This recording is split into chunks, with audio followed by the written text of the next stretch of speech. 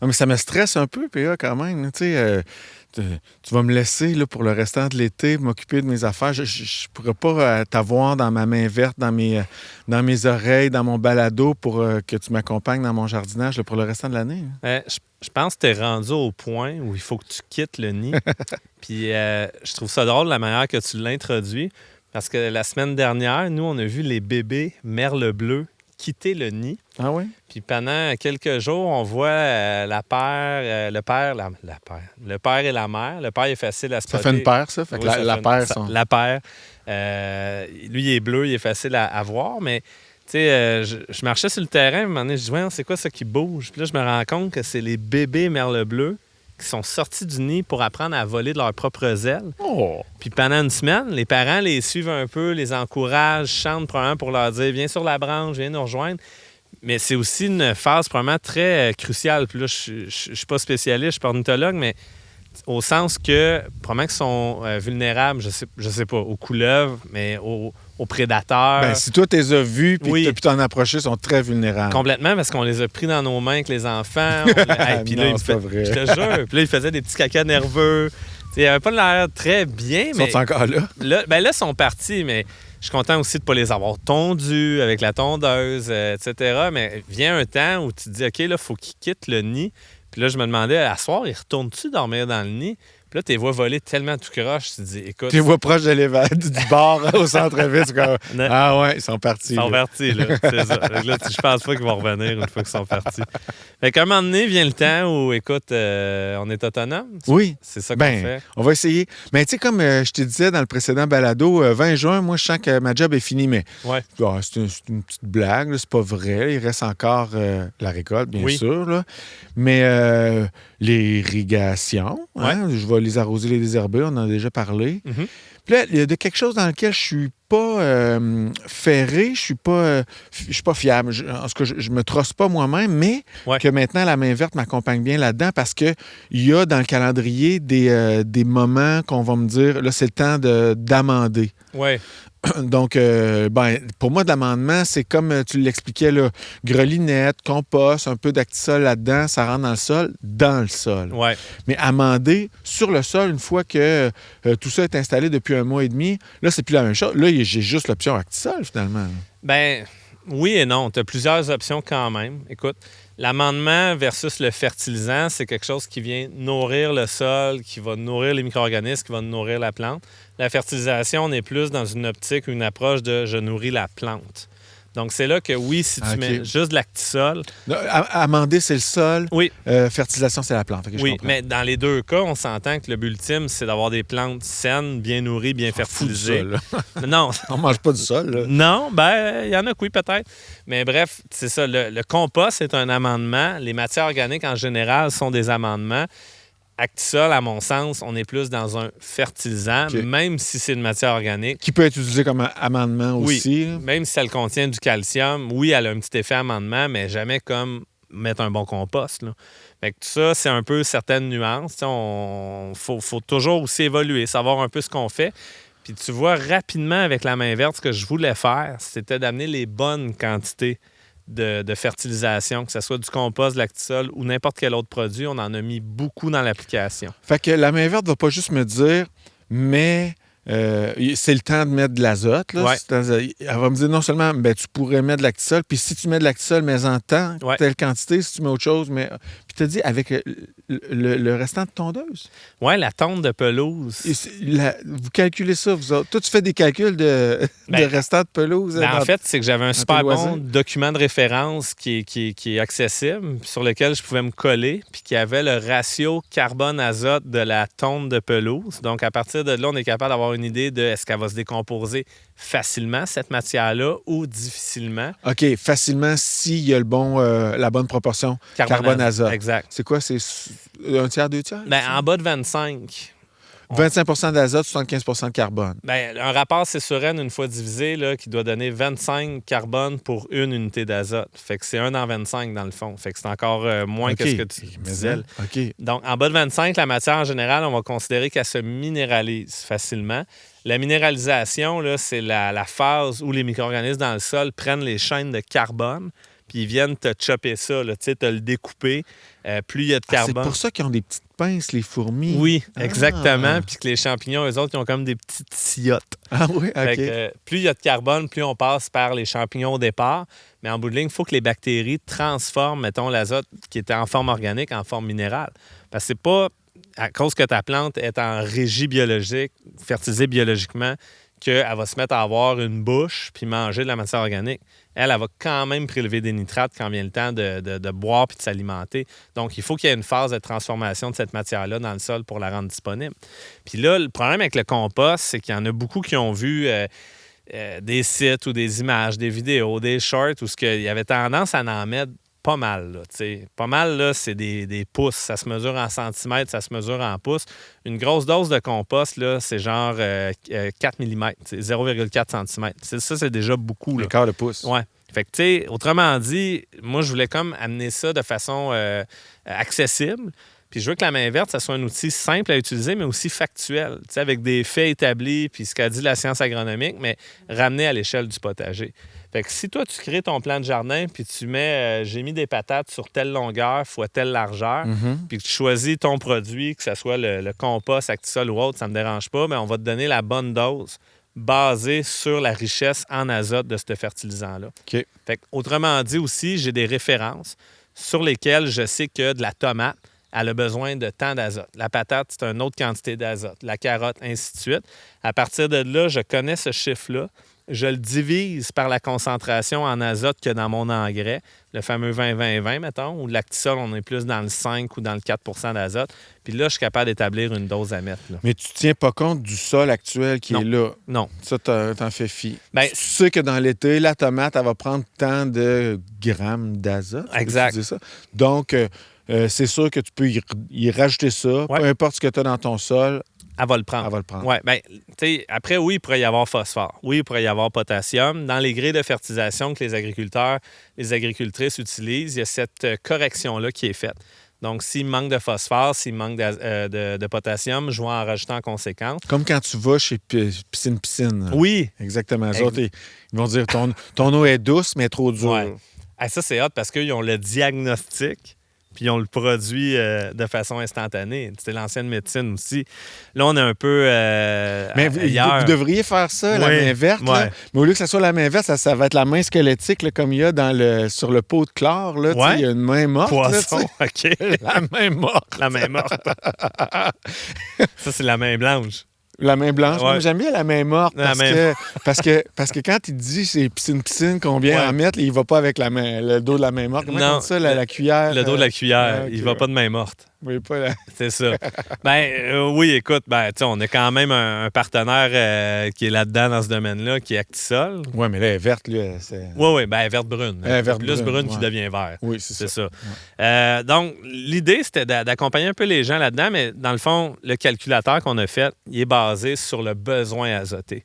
Puis comme je t'ai déjà dit, les analyses de sol qu'on regarde au niveau domestique, le potassium-phosphore, pour la plupart des cas, 90 et plus, c'est réglé. Il y en a, il est dans le sol, il attend juste à être prélevé.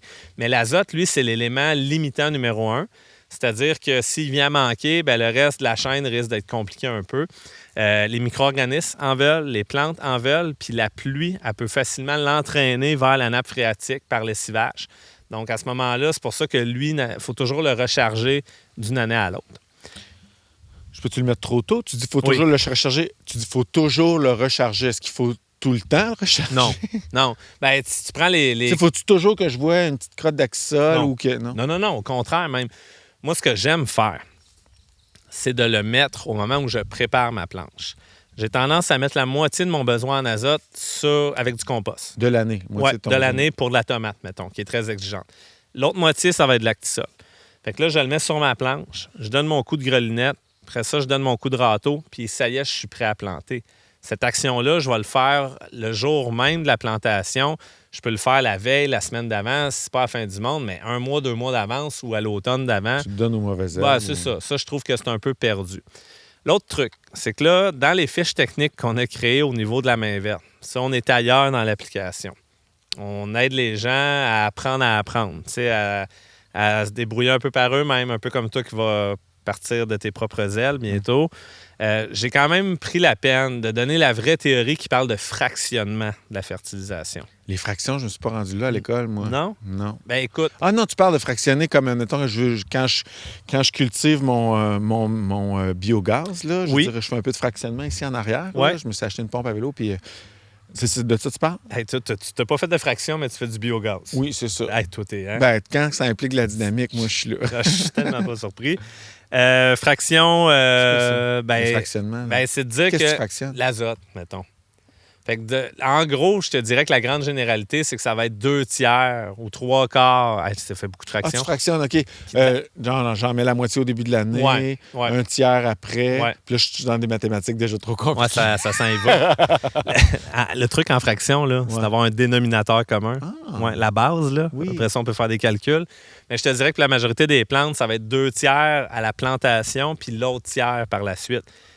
Puis là, tu me demandes c'est quand par la suite. C'est quand par la suite? C'est souvent l'apparition des fleurs. OK. Fait que pour beaucoup de cultures... Mais attends un petit peu, là. Moi, quand je plante mes tomates, elles sont déjà pleines de fleurs. Un mois après, d'abord. OK. Mais brocoli aussi, on ne voit pas nécessairement l'apparition des fleurs, mais souvent, c'est un mois après. Fait on laisse une première phase en terre, la plante décoller. Puis là, pouf, à un moment donné, elle a des besoins. Puis c'est ça aussi l'enjeu, c'est de synchroniser l'application de fertilisants avec les besoins de la plante. Uh-huh. Fait que là, c'est pas simple. Surtout si tu vas avec des engrais de synthèse. Le fameux exemple du 20-20-20, ça, c'est disponible là. Fait que si tu as un petit chicot de plante qui, lui, boit pas parce qu'il n'y a pas de racines puis qu'il n'y a pas des grosses feuilles, ben, tu risques de... Il n'en veut pas là. Fait que c'est ça. En agriculture, c'est un méga défi, là, de venir apporter l'engrais au bon moment. Ils vont le placer au printemps parce que la saison de culture est tellement courte au Québec qu'on est un petit peu coincé, je te dirais, avec cette façon de faire, là. Bon, fait que moi, je t'offre l'idée de faire du fractionnement, comme je te disais, puis d'en rajouter une deuxième shot. 2/3, 1/3. 2/3, 1/3. Puis à ce moment-là, oui, l'actisol, ça pourrait être un bel apport. Les algues sont plus coûteuses, mais tout ce qui est liquide en général, les émulsions de poissons aussi, ça, c'est très rapide à être libéré parce que le carbone est très peu présent. Fait que ça peut être une autre façon de venir donner un petit kick à tes cultures, surtout avec un printemps froid comme on a eu, tu vois un peu de jaunissement, etc. Bien là, peut-être tu peux y aller avec un petit peu de kick, tu mélanges ça dans l'arrosoir, tu donnes ça à tes plantes, ça va aider à redécoller un peu au niveau des racines puis au niveau des feuilles. OK. Mais lis l'étiquette. Tu sais, je peux pas le lire à ta place là, dans le apprendre à apprendre. Là. OK. Il y a une posologie, il y a une Je peux-tu dose. genre t'envoyer une photo de l'étiquette, puis après ça, toi, tu me réponds? Oui, tu peux faire T'as Ali, puis je peux te poser des questions? Oui, mais je peux la lire à ta place. Si ça te fait plaisir, ça va me faire plaisir. Là, moi, j'ai des questions foisonnantes dans ma tête, là, Oui. mais je veux pas trop t'interrompre non plus. Parce Foisonnons. que tu es en train de me faire une énumération. Tu as dit actisol, algues. Ouais. Je te laisse continuer avant de te poser une autre question ou tu as fini ton énumération Des d'amendements après un mois là, ou de fertilisants après un mois? Ce que je te disais, c'est de placer les amendements en début de production, à la préparation de la planche, puis d'y aller avec des fertilisants peut-être un mois après. OK. Mais tenir compte justement de la dose aussi pour pas trop en donner. Puis, pour ou contre la pluie? Non, mais je veux dire... Je sais pas. Ce qui me vient comme question, dans le fond, c'est le meilleur moment pour amender. Tu m'as dit la fleur. Ouais. Mais encore, plus précisément, est-ce qu'il va pleuvoir? C'est le temps de mettre des algues ou de l'actisol ou il a plu? Ouais. Alors, c'est le bon moment pour mettre des... Ah, écoute, c'est vraiment une excellente question. S'il annonce des gros coups d'eau, bien là, à ce moment-là, tu es peut-être mieux d'attendre que ça soit passé. Tu sais, des 25-30 mm sur plusieurs jours consécutifs. Tu y vas avec un produit liquide comme des algues, bien là, peut-être qu'il risque de se faire entraîner. Si par contre, tu mets de l'actisol à la surface du sol, là, c'est une granule qui est séchée, mais elle a besoin de s'imbiber là, avant de gonfler. Fait que là, ça peut être un bon moment de le mettre. OK. Puis une fois que le sol sera réasséché une deuxième fois, si tu en vois encore en surface et qu'il te reste des mauvaises herbes, tu viens comme gratter un peu, biner un peu. Ça intègre. Ça va l'incorporer, ça va enlever les mauvaises herbes, tu vas faire une pierre deux coups. Oui, je pense que c'est toi qui m'avais déjà dit ça. Je trouvais ça intéressant. Tu disais, le binage, c'est un peu comme de la fertilisation. Tu sais, le binage va te débarrasser de ta plante adventice. Oui. Mais il va aussi jouer le rôle de permettre au sol et à la plante d'aller chercher le nutriment. Aussi, bien, la phrase ultime, c'est qu'un binage équivaut à 2 arrosages. Ah, arrosage. C'est ça qu'ils disent. Parce que tu viens de briser la capillarité de surface, puis à ce moment-là, tu gardes l'eau. C'est ce que la théorie dit. briser la capillarité, ça aide à préserver l'humidité? Dans le sol. Parce que l'eau, elle peut voyager de différentes façons dans le sol. Quand il y a des gros coups de pluie, c'est la gravité, puis elle va s'infiltrer dans les grands espaces vides entre les particules de sol. La capillarité, là, le volet capillaire dans les sols, c'est de la microporosité. C'est des petits espaces fins. Puis l'eau, par la tension superficielle entre les molécules d'eau, elle arrive à remonter vers la surface du sol. Puis avec l'évaporation du soleil... Comme l'eau circule dans un torchon, genre? Oui, exactement. Exactement. Un papier buvard ou autre, à ce moment-là, elle va le boire de cette façon-là. Donc, quand tu viens briser la capillarité, à ce moment-là, la théorie dit que tu gardes l'eau. L'autre truc, c'est que c'est un sol qui croûte, là. Tu sais, qui a tendance à avoir un peu plus de limon, qui te fait une croûte après des pluies. Le fait de venir casser cette croûte-là va permettre à l'oxygène de mieux se diffuser. Puis une plante, elle a vraiment besoin de respirer. Là. Elle ne peut pas tomber en asphyxie. Là. Fait qu'à ce moment-là, c'est bien important. Ah, la plante, OK. Je pensais que tu allais dire que ça va aider la digestion des matières organiques aussi parce que ça respire. Parce que tu as de l'oxygène, ça favorise la vie microbienne, champignons, bactéries. Puis à ce moment-là, ça va l'aider à digérer puis à dégrader ta matière organique que tu as apportée. Hey, ça me rappelle une autre question. C'est légèrement hors propos, mais je me demandais, tu sais, laisser un sol à nu, là, ça, c'est comme péché mortel. Là, parce que le UV, il brûle. Puis... Mais je me disais, si j'étends du compost dans mon jardin, est-ce que je vais tuer mon compost avec le soleil? Bien, non, il va se dessécher, mais je trouve que là, tu ne viens pas de favoriser ou valoriser, c'est plus ça le bon mot, sa valeur fertilisante. T'sais, c'est pour ça que mon statement, souvent, c'est que le compost n'est pas un paillis. Mais il y en a qui vont le faire. Ma chum Marie Thévard, qui a écrit le super livre. J'imagine, elle se dit, mais au bout de 3 ans, il va l'intégrer, le sol, le compost? Oui, il va le faire, mais n'empêche qu'une grosse dose, pour moi, surtout si tu l'achètes, ça va te coûter cher. Si tu as des risques d'érosion, bien, ce compost-là, admettons que ça se retrouverait dans un cours d'eau, ce qui n'est pas le cas dans ton jardin ici, bien, c'est pas bon non plus. Moi, j'aime mieux, je suis plus un adepte de la juste dose, tu sais. Mais après, avoir du paillis qui vient couvrir des matières végétales, la tonte de pelouse, là, oui, ça peut être un fertilisant, mais ça peut te faire un paillis, ça peut être du foin, ça peut être de la paille. Mais là, si tu mets de la paille puis que tu l'incorpores dans le sol, elle est tellement riche en carbone qu'elle risque de te causer l'autre problème qui est de la soif d'azote puis d'avoir finalement un problème de prélèvement en azote par tes plantes. Oui, mais je veux bien, mais la proportion que tu as donnée tantôt, 25 pour 1, je veux dire, quand tu as remis 25 portions de foin dans ton sol pour une portion d'azote. Non, c'est pas ça. C'est qu'ils prennent une plante en laboratoire puis ils mesurent la quantité de carbone qu'elle contient puis la quantité d'azote qu'elle contient, puis ils divisent les deux chiffres ensemble, puis c'est ça qui nous donne le ratio C/N. Fait que dis-toi que tout ce qui est vert, en général, on doit avoir des rapports carbone-azote assez faibles. Mais quand tu rentres dans les branches d'un arbre, là, on s'en va ailleurs. La paille jaune là, de céréales, de blé, on doit être à 80. Là. La sciure de bois, tu es à 200, 250. Là, je vois un peu de mémoire, là, mais mes ordres de grandeur sont quand même bons. Puis tu vois, du lisier de vache en agriculture, je pense qu'on est rapport C/N de 3. Fait que ça veut dire que c'est beaucoup, beaucoup d'azote avec très peu de carbone. C'est sûr que c'est du pipi, là, tu sais. Fait qu'à ce moment-là, ça va être super assimilable pour les plantes rapidement. C'est à peu près juste les bactéries qui le transforment en matière minérale, puis c'est réglé, là. Fait que bref, tu sais, c'est ça. Casse pas trop ta tête, mais va le voir, le calculateur de fertilisant. Il est cool, là, tu sais. Il y a la drèche de brasserie aussi qui est dedans, tu sais. Oui, il y a un auditeur qui nous a posé une question à ce propos-là. Oui. Veux-tu qu'on l'écoute? C'est parti. Bonjour, mon prénom est François. J'ai une question concernant la drèche de bière. Est-ce qu'on peut en prendre et en mettre dans le jardin comme engrais ou comme amendement? Merci. Engrais, amendement. Engrais, amendement. Engrais égale fertilisant, là, dans le vocabulaire qu'on s'est développé ensemble aujourd'hui. Oui. Donc, ça, il y a plusieurs volets à sa question. Oui, quand même. Hein? Est-ce qu'il demande... Ça serait mieux comme engrais ou comme amendement? C'est ça qu'il veut savoir un peu? Bien, il veut savoir, de un, s'il a le droit de l'utiliser, puis ensuite, il veut savoir au niveau, j'imagine, de sa teneur en fertilisation, ce que ça vaut. Je suis allé voir là, sur l'application, tu sais, on est dans le... Quelle application? L'application de la main verte, Pierre-Luc, voyons donc. Écoute, la drèche de brasserie, c'est du 4-2-4. Fait 4 d'azote, 2 de phosphore, 4 de potassium. Ça ressemble à beaucoup d'engrais qui existent sur le marché au niveau commercial. J'ai Lactisol en tête, entre autres. Son rapport C/N doit être assez bas quand même aussi. Fait que je te dirais que... Assez bas, donc beaucoup d'azote pour peu de carbone. Oui, à 4 ça en est quand même pas mal. Tu sais, le compost est à 0,4 d'azote à l'intérieur, mettons. Mais encore là, il y a des grandes variations en fonction du compost, s'il est d'origine animale, si oui, de quel animal, il y avait-tu du brun aussi, de la litière, etc.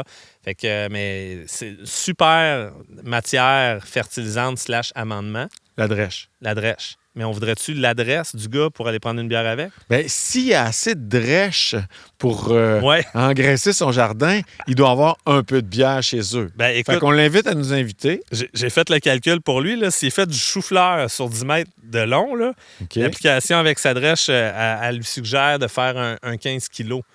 Fait De que- drèche. De drèche. Fait que là, Ça fait combien de bière, ça? je sais pas, je suis pas brasseur, mais ça doit être une bonne batch. 20 litres de bière qu'on nous souffle ça, à l'oreille. 20 litres. Si c'est de l'IPA... C'est une belle soirée, y a- ça, 20 litres. Oui, c'est un keg. C'est 40 pintes, là. Ça, je suis capable de le calculer. Ça, tu connais ça. Je connais ça. Combien Puis- il y a de bière dans un baril? Puis si c'est une IPA qui a full houblon dedans, ben là, il doit avoir encore plus d'azote, Plus de drèche. plus de drèche. Fait que pourquoi pas, tu sais. Fait que c'est ça, oui. Fait que il y a plusieurs sources d'amendement. Juste faire attention des fois, si on veut utiliser, mettons, le foin est reconnu pour ça. Dépendamment du stade auquel il est récolté, si on a toute la plante avec la tête puis qu'il y avait une fleur puis du grain viable, il ne faut pas non plus réensemencer le jardin avec des mauvaises herbes. Ouais. Tu vois, à l'émission sérieuse à laquelle je collabore, là, Ouais. tu dois écouter ça, toi? Pimp mon deck, c'est ça? Pas Pimp mon deck, Pimp mon jardin. Ah, OK. Non, moteur de recherche à Radio Can. Ah, ouais, OK. Ça fait 2 questions de suite que j'ai sur peut-on utiliser le marc de café? OK. Pas le marc, mais le Ah marc. non, ça, on dit marque. Marc. Ah ouais? Oui, on dit ça. Plat de banane.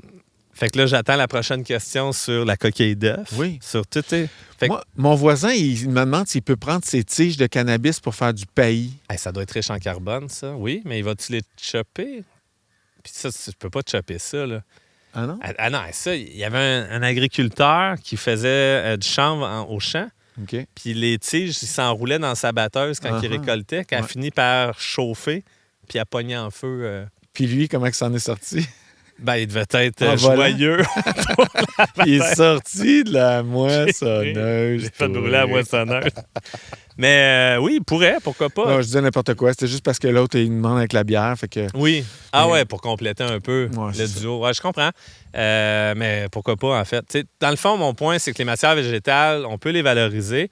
Après, il faut voir, on est de quelle école. Moi, j'ai tendance à dire que ton marc de café, tes coquilles d'œufs, tout ça, si tu m'accumules ça tout l'hiver dans ton congélo, whatever, Ouais. où, t'es bon. Sinon, composte-le. Ouais. Puis j'aime bien mieux travailler avec du compost. Les risques aussi au niveau de la salubrité, là, surtout si tu avais des animaux, tes fientes de poule et autres. Alex de la main verte, lui, il rendait avec des chèvres. Ben, tu sais, je veux pas avoir du E. coli non plus avec mes légumes en contact. Tout ce qui est carottes, pommes de terre et autres. Fait que peut-être que le fait de le laisser composter, chauffer, un bon compost va chauffer suffisamment pour tuer les micro-organismes. Puis à ce moment-là, il va devenir salubre. Là. Donc oui, tu peux tout mettre dans... Tu peux composter avec tout, mais une fois que c'est composté. Exact. Ben, pas composté, je veux dire, tu peux fertiliser avec Ouais. n'importe quoi tant que c'est composté. Ben, au tu moins. sais, Denis Lafrance, là, cet émérite, il dit on peut tout mettre dans le compost sauf grand-maman. Non, c'est ça. Fait qu'il parle pas de Elle, tu la grand-papa, mets dans la là, terre. ce soir-là. Hein? Grand-papa rentre. Fait que, bref, c'est ça. Fait que, bref, la nuance entre amendement et fertilisation est importante. Puis mon point, c'est les doses. tu sais. Oui, mais là, attends un petit peu. Là. Quand je plante ma tomate, Ouais. un mois après, Oui.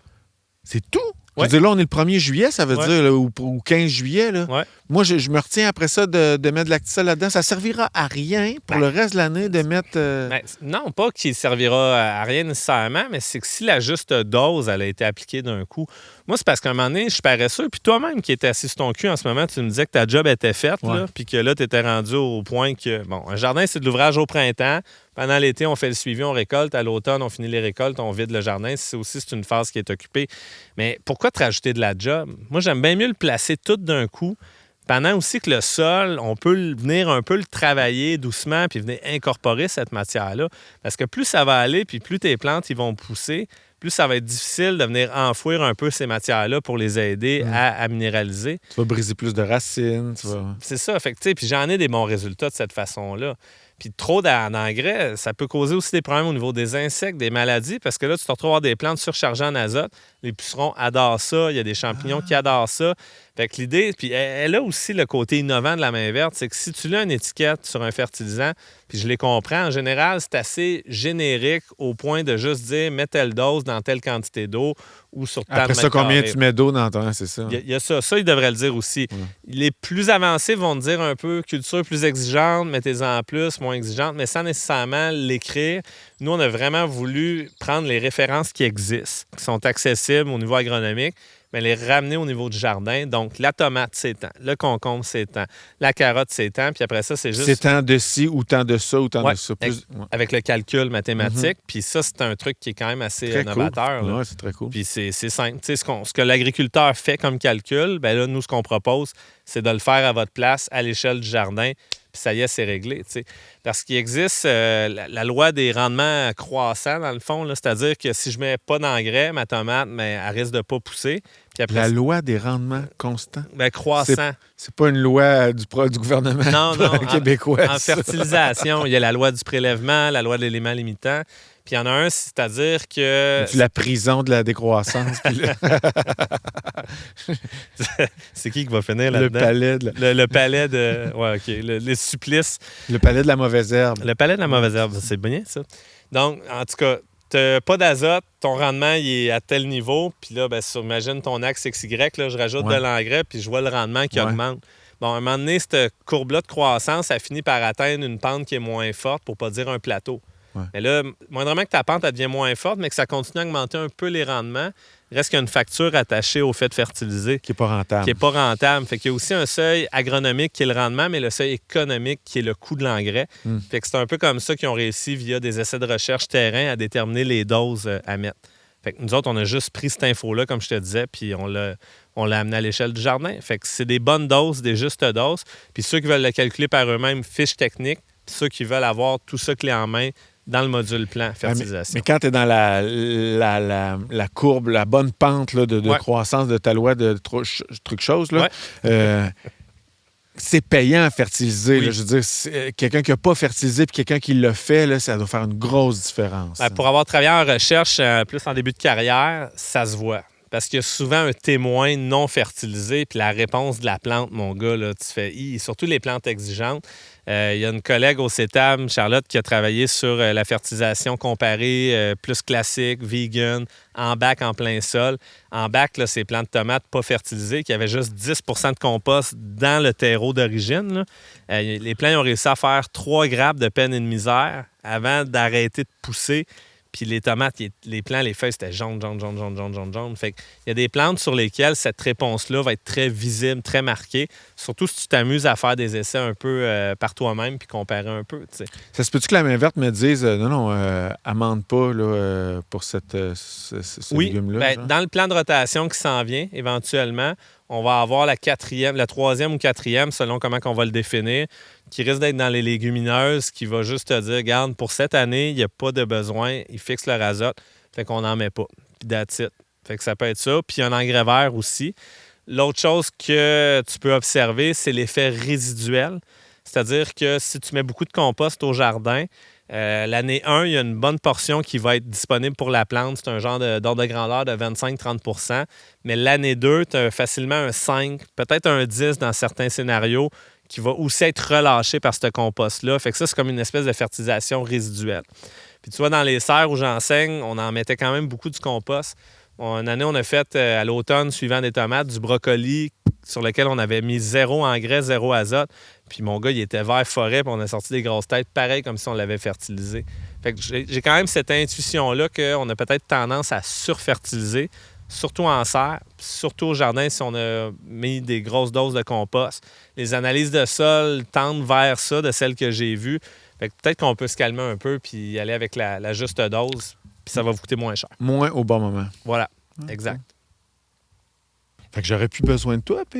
La main verte va s'occuper de moi toute seule. Ben, je te le souhaite. Je vais être autonome. Ben, en tout cas, écoute, on peut se voir pour prendre une bière, puis après ça, fertiliser avec les drèches. Du marc. Oui, du marc, pas du marc. De la drèche. Je pensais que tu allais dire que tu allais faire. Ou prendre un café. Pipi dans mon jardin. Non. Ben, ça, c'est un autre sujet. On n'en parle pas. Si on fait une saison... Est-ce qu'il y a ça dans la main verte? Tu peux soit mettre 1 mètre cube à l'hectare ou pisser juste le matin. Ben, ça, c'est très, très glissant comme sujet. Parce que je sais que le fumin intéresse du monde. Ouais. J'ai vu ton chat mettre du Shaktisol.